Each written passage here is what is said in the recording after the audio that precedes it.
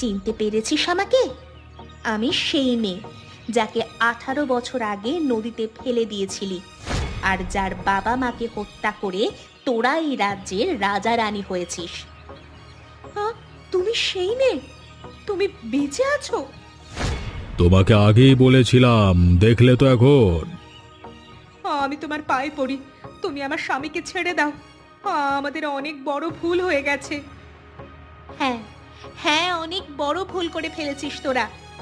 আজ আর তোদের রক্ষা নেই। আজ আমার হাতেই তোদের গর্দান যাবে। তুমি ভুল করছো, আমি তোমার বাবা মাকে মারিনি, আমাকে ছেড়ে দাও। কে মেরেছিল তাই রাজ্যের মানুষ বেশ ভালো করেই জানে। তাই আজ এই রাজ্যের মানুষের সামনে আমি তোদের হত্যা করব। যে আমাকে বাধা দিতে আসবে আজ তার গর্দান যাবে। ক্ষমা করো, ক্ষমা করো আমাদের। তোমার রাজ দরবারের চাকরানি হয়ে থাকবো, তাও আমাদের প্রাণে মেরো না। ঠিক আছে, তবে আজ এই রাজ্যের মানুষের সামনে সব সত্যিটা স্বীকার করে নে। ঠিক আছে ঠিক আছে, তাই করছি। তবু তুমি আমাকে মেরো না।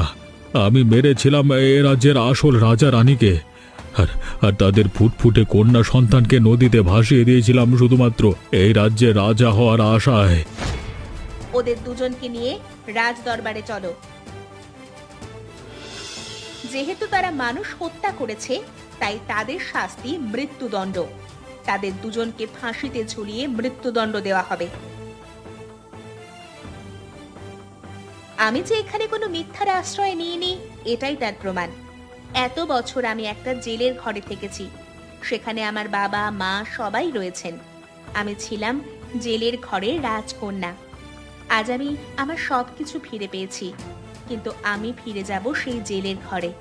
তবে কথা দিচ্ছি, আমি আবার এখানে খুব শীঘ্রই ফিরে আসব।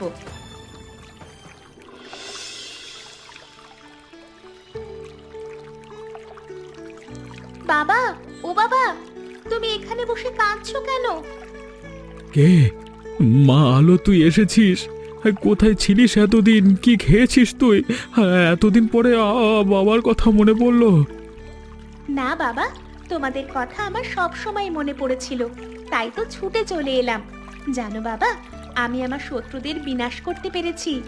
ওরা আমার বাবা মাকে মেরে ফেলেছিল, আর এখন আমি হয়েছি ওই রাজ্যের রাজকন্যা। আমি জানতাম মা তুই পারবি, তাই তো তোকে একা যেতে দিয়েছি রে। কিন্তু মা, তুই কোনো রাজ্যের রাজকন্যা না, তুই হলি এই জেলের ঘরের রাজ।